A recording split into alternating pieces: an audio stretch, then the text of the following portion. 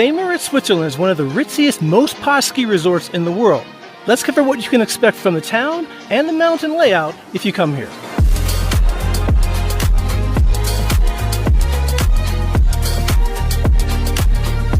Yes, St. Moritz is money. All you have to do is walk around town and you can see high-end designer stores that you'd expect more on Madison Avenue in New York than in a ski town. If you're fashion obsessed, winter or otherwise, this is your spot. Some of these designers even advertise on the mountain itself.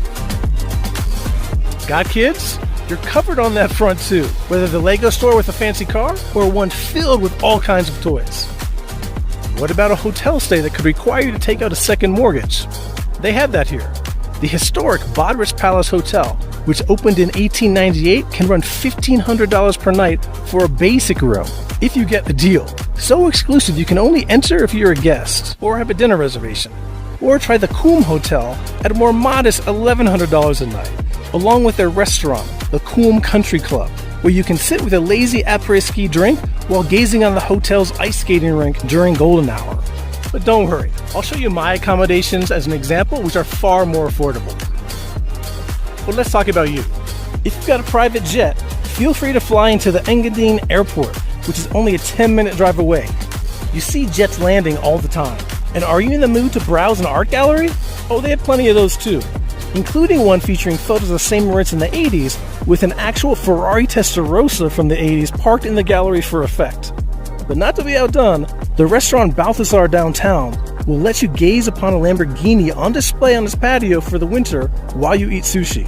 And speaking of restaurants, there's more than a handful with Michelin stars, including Krone, which is in a somewhat residential neighborhood, or the 2-star Italian restaurant Da Vittorio near the train station. And of course, Swiss chocolate, watches, even cigars. Oh, and also tattoos? Even if you're not into all of that glitz and glam, St. Moritz is undeniably a beautiful town.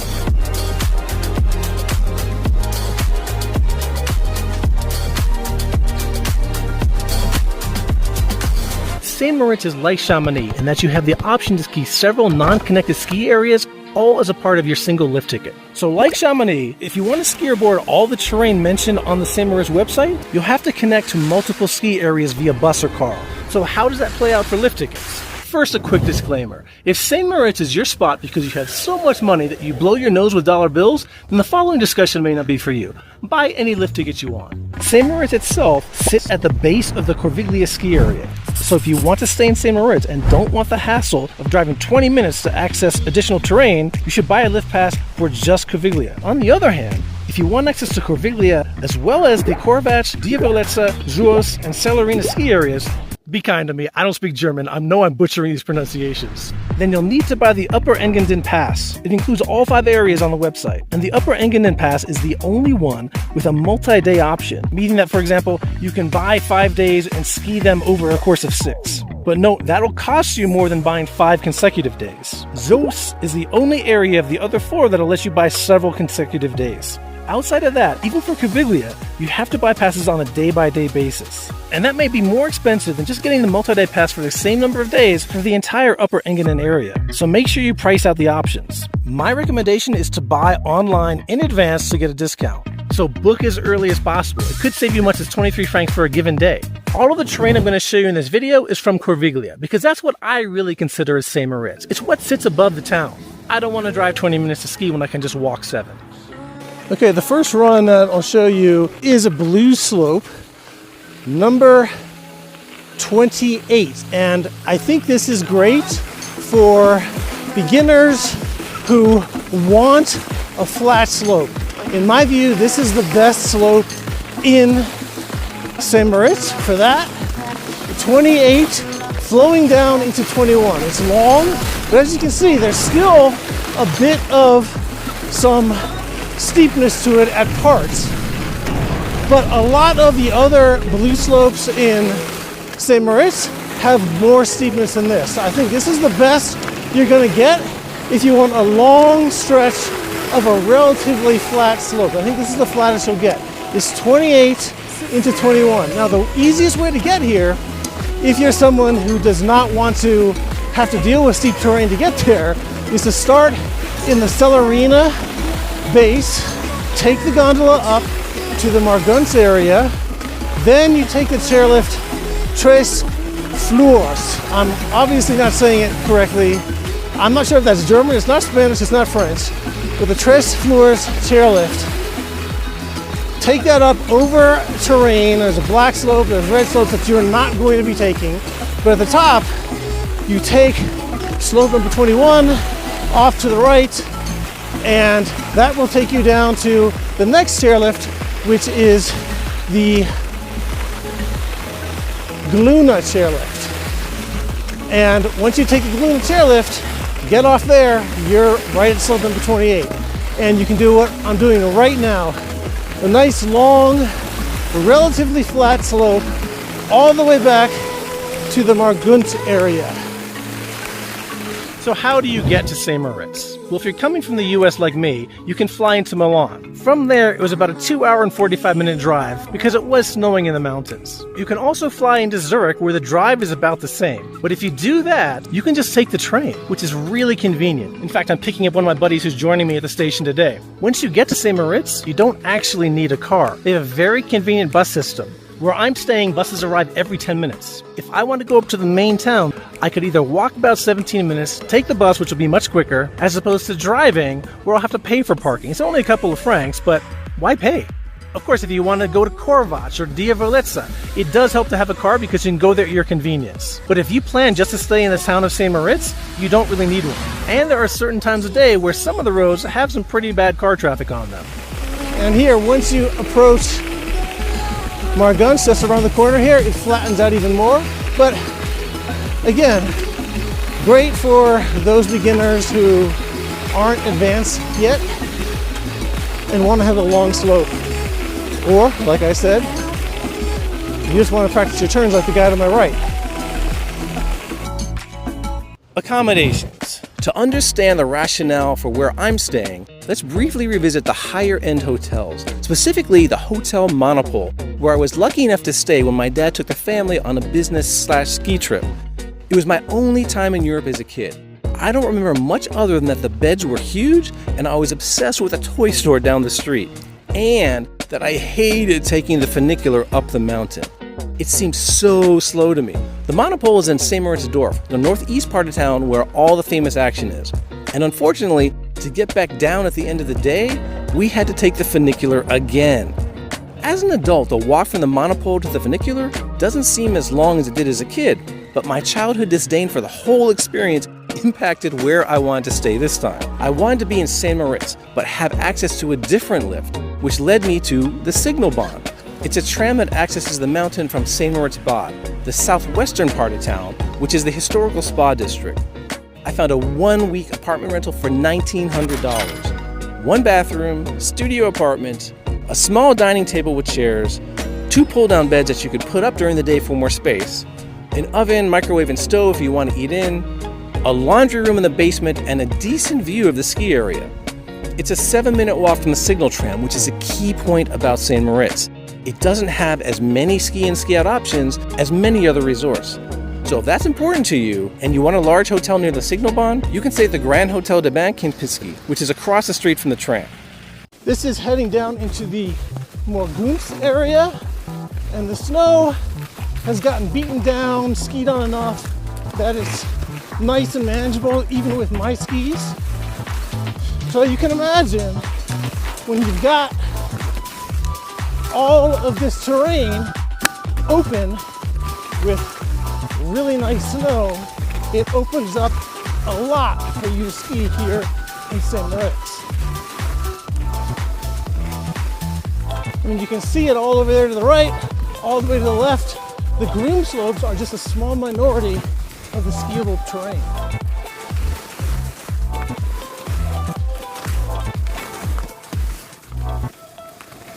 St. Moritz has a full range of on-mountain restaurants, which means standard cafeterias like the Margunz restaurant at the base of the Plateau Nair chairlift, much like you find throughout the US and Canada, though the menu options are more Swiss and German in nature, with brats, strudel, and other desserts that you don't typically find at a US or Canadian ski resort.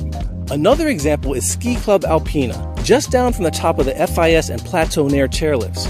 You can order food and drinks from the bar and sit outside, head inside for table service, or better yet, enjoy table service outside. You need a reservation, which can be as easy as talking to the manager inside, who's also the waiter's mom. And they have a pretty novel way of identifying the men's and women's restrooms. If you have kids, maybe this is a teaching moment? So yeah, enjoy European-style lunch under the sun, maybe at the top of the Pisnare tram, or at the base outside the hotel restaurant Salestrains by the Salestrains chairlift, or at the Paradiso Mountain Club and Restaurant. Table service at the farthest point to the left of the trail map.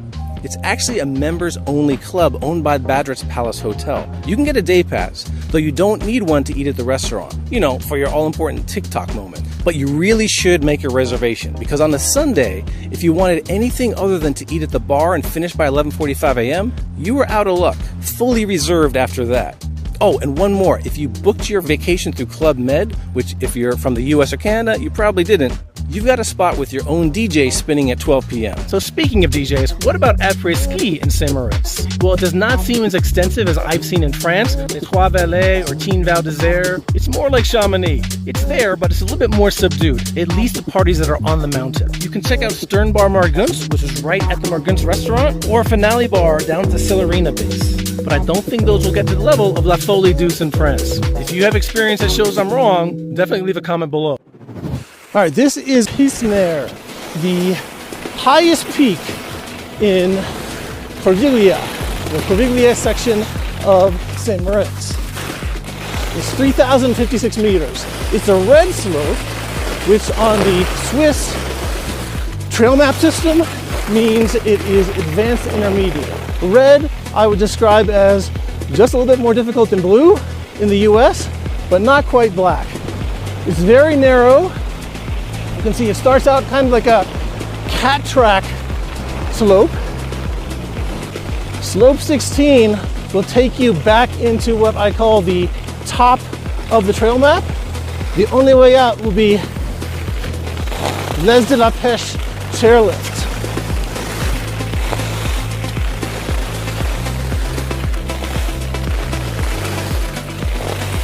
Let's see, one of the things I was thinking about this slope is it levels out in some places, but it's not fully flat.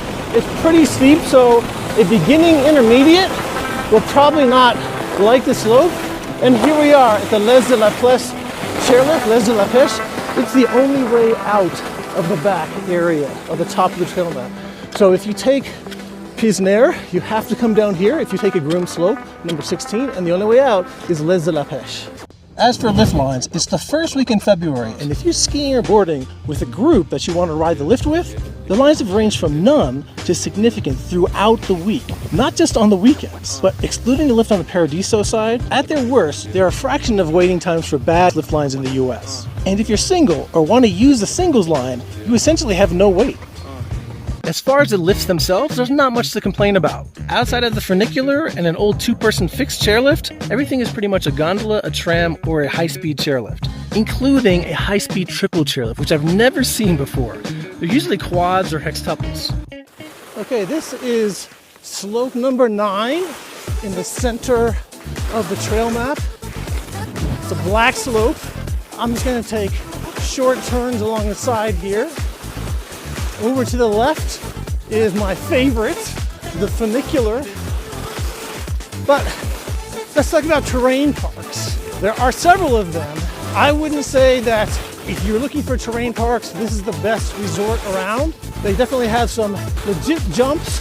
They have a couple of rails that I've seen, and not a terrain park, but they have a ski run, which looks kind of fun. It's a ski race you can just walk up to and run through the course.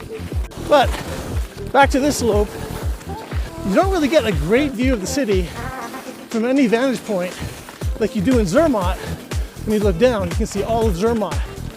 But here, the mountains are pretty steep right at the base, so they obscure your view. And here we are, down at about the base. A quick tip about dinner. A very helpful tool when you're looking for a restaurant is the resort's online restaurant directory. I'll place a link to it in the description below. It's a pretty comprehensive live catalog of dining options in St. Moritz, listing whether they're currently open, if not, when they will open, and if they're currently open, when they'll close. There's a description of each restaurant with photos. Keep in mind that many restaurants don't open for dinner until 7 p.m. While the site doesn't provide detail about expense, whether it has a Michelin star, or is really just a cafe, it's a directory that I haven't seen any other resort come close to offering. If you're in St. Moritz and on the fence about exploring the other 4 Upper Engadin ski areas, check their status on the website instead of going there blindly. They're very small. Right now, Dievelitza's famous glacier run, the longest in Europe at over 8 kilometers, is closed. Only 6 slopes are open. We don't think it's worth it. Same thing with Corviglia, far less terrain open than Corviglia. St. Moritz is perfect for those who not only love skiing and boarding, but also really enjoy luxury and the scene. If you're a diehard and find all those extras to be distracting, there's a lot for you to avoid here.